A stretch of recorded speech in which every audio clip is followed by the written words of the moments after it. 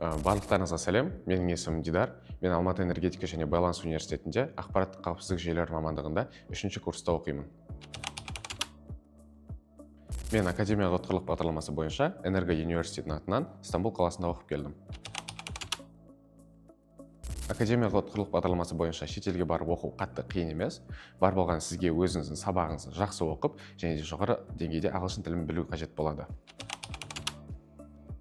Стамбул қаласы өте ежелгі және көне қала, өз әдемілігімен адамды баурап алады. Осман империясы мен Византиядан қалған көптеген ескерткіштер мен қамалдар бар. Сол жерде оқи отырып, кішігірім болса да тарихтың бір бөлігін сезіне алдым. Стамбул қаласында оқу мен үшін үлкен тәжірибе болды. Біріншіден, мен өз тіл деңгейімді тағы да көтердім. Екіншіден, өзіме шетелдік достар тауып, коммуникациям жоғарылады. Үшіншіден, ол жақта білім беру форматы мүлде басқа болғандықтан, өз мамандығым киберқауіпсіздік бағыты бойынша мүмкіндіктер көп екеніне тағы да көзім жетті. Мен абитуриенттерге алда келе жатқан ұбт-ны жақсы тапсырып, өздеріңіз қалаған балды алуларыңызға тілектеспін. Мен сіздерді Энерго университетінде күтемін.